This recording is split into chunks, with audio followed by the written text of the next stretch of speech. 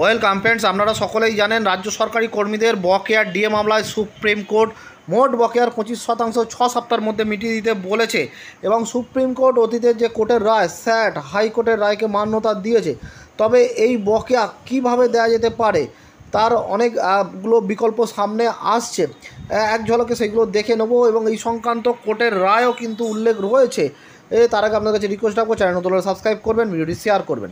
দেখুন কী বলা আছে, পশ্চিমবঙ্গ রাজ্য সরকারি কর্মচারীদের এক অংশের মহার্ঘ ভাতা বকেয়া নিয়ে গুরুত্বপূর্ণ আপডেট সামনে এসেছে। বিভিন্ন সূত্রে জানা যাচ্ছে বকেয়া 25% ডিএ সরাসরি নগদে হাতে না দিয়ে কর্মচারীদের প্রভিডেন্ট ফান্ডে জমা করা হতে পারে। এই সম্ভাবনা বিভিন্ন আদালতের পূর্ববর্তী রায়ের আলোকে আরও জোরালো হচ্ছে। আসুন এ বিষয়ে বিস্তারিতভাবে জেনে নেওয়া যাক। স্যাটের রায় 26শে জুলাই 2019 সালের স্যাটের একটি রায় উল্লেখ করা হয়েছিল যে রাজ্য সরকার মহার্ঘ ভাতার বকেয়া নগদে পরিশোধ করতে পারে অথবা জেনারেল প্রভিডেন্ট ফান্ডে জমা দিতে পারে। সেক্ষেত্রে একটি নির্দিষ্ট সময় পর্যন্ত টাকা তোলার ক্ষেত্রে কিছু বিধিনিষেধ থাকতে পারে। কলকাতা হাইকোর্টের রায় পরবর্তী সময়ে কলকাতা হাইকোর্টের ডিভিশন বেঞ্চও একই ধরনের পর্যবেক্ষণ দেয়। আদালত জানায় বকেয়া ডিএ নগদে দেওয়া যেতে পারে অথবা উপযুক্ত বিধিনিষেধ আরোপ করে তা পিএফ অ্যাকাউন্টে জমা করা যেতে পারে।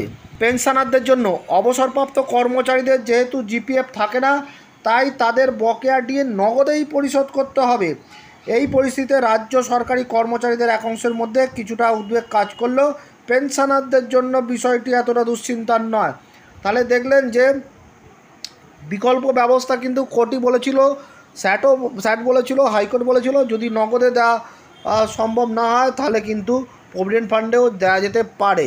তাহলে দেখলেন, তবে আগামী দিনে রাজ্য সরকারের ডিসিশনের ক্ষেত্রে বোঝা যাবে যে রাজ্য সরকার কিভাবে এই বকেয়া দিয়ে দিতে চাইছে। তার জন্য আমাদের আরও কিছুদিন অপেক্ষা করতে হবে। ধন্যবাদ।